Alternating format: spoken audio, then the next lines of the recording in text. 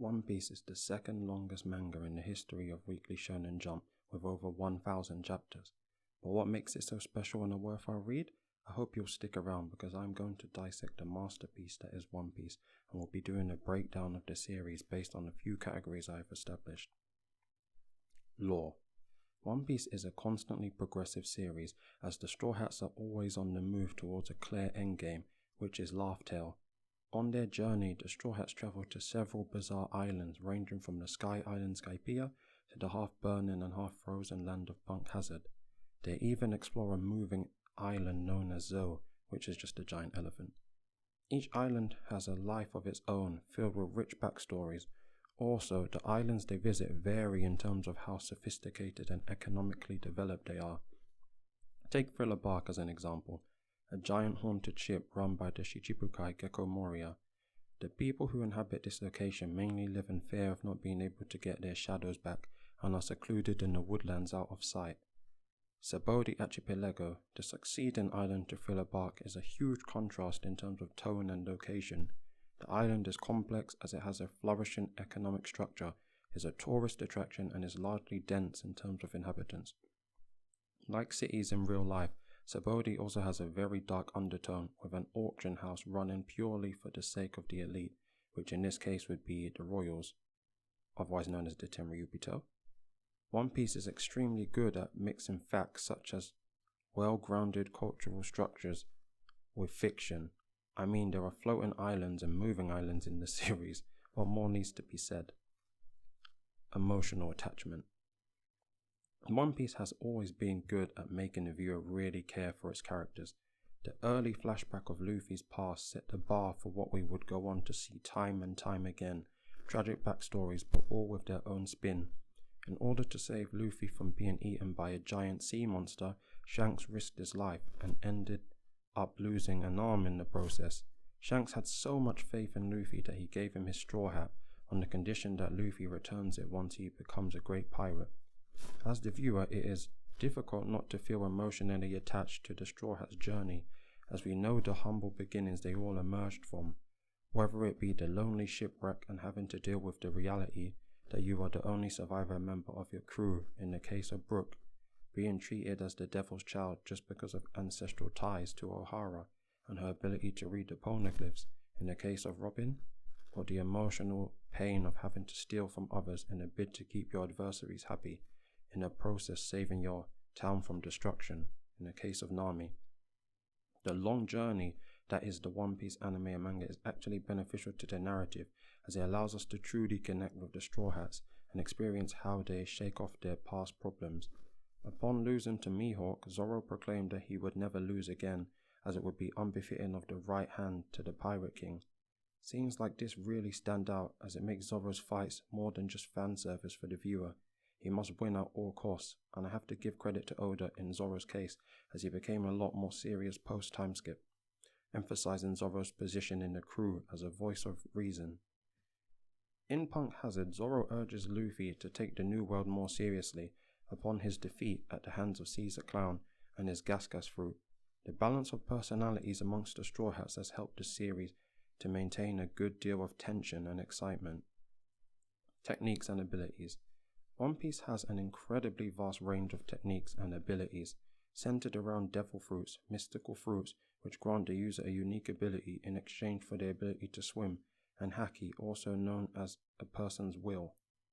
There are 3 categories of devil fruits: Paramecia, Zoan, and Logia. Each category can be divided even further, with ancient zones and mythical zones being separate subcategories of zone fruits. Oda has been incredibly creative over the years with the unique abilities he has come up with for devil fruits. For example, Mr. 5 of Baroque Works, which can turn any part of his body into a bomb. Enel, which is essentially a lightning Logia, allowing him to emit powerful bolts of lightning at will, and with his ability to fuse with the clouds, grants him incredible sight over the island of Skypiea. Marco, which has a mythical phoenix fruit, granting him incredible power and durability via quick regeneration. The second main power source in One Piece is haki, which is broken down into 3 categories as well: armament, observational, and conquerors. The 2 common forms used in the series are armament, which adds extra layers of protection to the user's body or weapon defensively, whilst from an offensive standpoint bolsters the user's attack power and observational, which allows the user to accurately predict an incoming attack or the next course of action. Ryo, what Wano inhabitants call armament haki, appears to be an evolution of the form, allowing users to inflict more damage than would normally be possible with armament. Ryo is incredibly powerful and is believed to be the best method for damaging Kaido due to it inflicting damage on the body from the inside via the transmission of haki. Its ability to unlock explosive chains, like in the case of the auction house in Sabodi or in Wano's excavation camp with Hyogoro, further emphasizes how advanced this form of armament haki is. Recently, Foresight has become the next stage of observational haki, allowing the user to essentially see a few seconds into the future. Since the Straw Hats ventured into the New World, these two forms of haki have become commonplace, and it is a joy seeing the battles which ensue with these powers. Conqueror's haki is very unique to only a few individuals such as Luffy, Kid, and the Yonkos other than Blackbeard. The theme governing King's haki is willpower. This haki form allows the user to knock anyone unconscious, which is directed at if they do not have the willpower to withstand its force. King's haki is definitely the most flashy of the three forms and has brought about some of the best scenes in the series, whether it be the clashes of King's haki between Shanks and Whitebeard or Roger and Whitebeard, or the use of the form for knocking out groups of people through sheer intimidation in the case of Luffy knocking out 50,000 new fishmen pirates, or Shanks letting Whitebeard's crew know that he's not to be messed with. Comedy. One Piece has comedy ingrained in its DNA. Oda's sense of humor is second to none, which should come as no surprise, as Luffy, the series protagonist, is extremely naive, which itself acts as a background for comedic relief. Incredibly funny scenes include things such as the Twin Capes' facial expressions by Crocus, which made him appear intimidating even though he had no power to harm the Straw Hats, or Senior Pink's attire, which essentially includes a diaper and pacifier, going completely against his code of conduct and demeanor as a manly person. Also, the fact that Senior Pink has a swim devil fruit, granting him the power to swim through physical objects such as buildings and the solid ground, itself adds to the comedy this character generates. As I have already stated, Luffy is not shy of comedic moments, and his naivety has acted to generate several of them. One of the most iconic ones would have to be when Luffy spotted a zombie on Thriller Bark coming out of his grave at the graveyard, and he then decides to force him back in, leading to a very unhappy zombie in the process.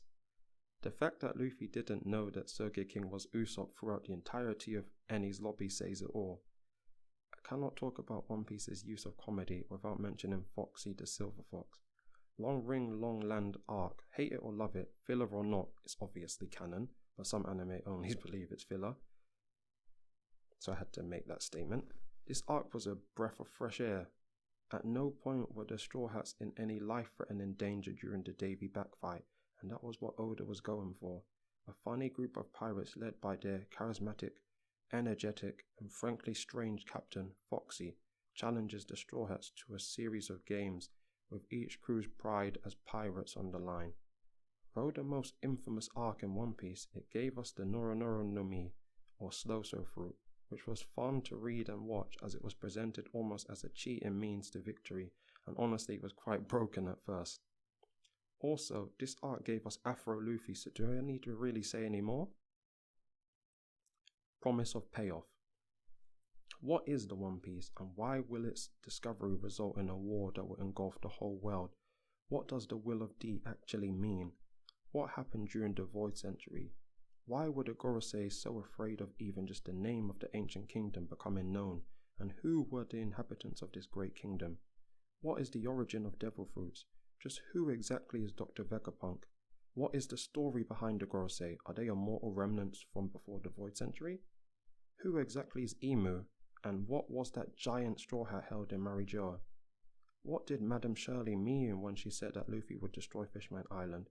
How exactly is Blackbeard able to use more than one devil fruit without dying? What is the ancient weapon Uranus, and why has it taken so long to be revealed?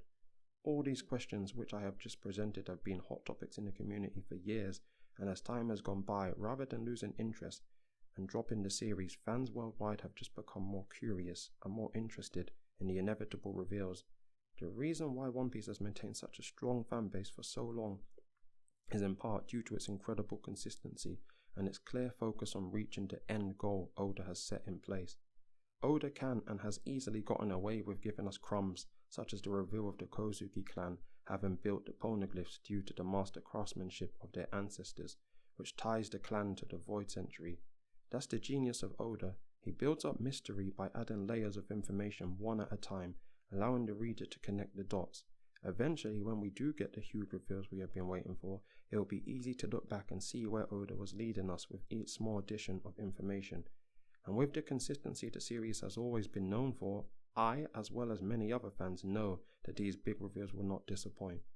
By the way guys, Oda has already confirmed in a conversation with the late Momoko Sakura, author of the long-running shoujo manga Chibi Maruko-chan, that the One Piece won't be something disappointing like the adventure the Straw Hats went on to conquer the Grand Line. Oda refers to the One Piece treasure as a reward, but whether that is material or not is something we're just going to have to wait to find out. Whitebeard's final words at Marineford, in which he denounced Blackbeard's credentials for being Pirate King, through stating that Roger isn't waiting for him, pushed forward the idea that the One Piece treasure may be a trigger for an event. Coincidentally, as stated by Oda, there will be a final war before the series concludes, so there may be some truth to the trigger idea. I mean, chapter 967 just added to the mystery and bolstered fans' curiosity, as it begs the question, why was Roger so amused by what he saw on Laugh Tale? Were they too early to access or utilize the treasure due to Poseidon not having been born yet? Or perhaps they were generally surprised by what the treasure turned out to be.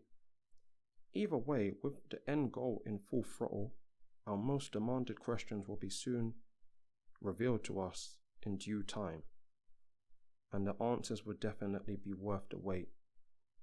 Final thoughts. My breakdown of the masterpiece that is One Piece, based on the 5 categories: lore, emotional attachment, techniques and abilities, comedy, and promise of payoff, acts as a way of establishing an understanding as to how a series could run for so long, almost 24 years to be exact, and how it has managed to remain fresh and consistent. Oda and his editors are now trying to prepare fans worldwide for the series' inevitable end, claiming that Luffy's journey will conclude in 5 years' time.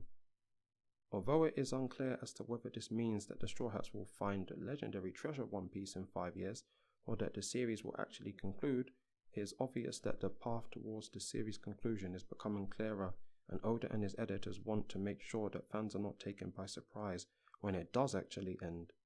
One thing is certain, with Oda promising that the final war, which will take place once the One Piece is found, will be the biggest war he has written, surpassing the events of Marineford, we are all in for an incredible and emotional ride. Thanks for watching. This is Golden Age signing out.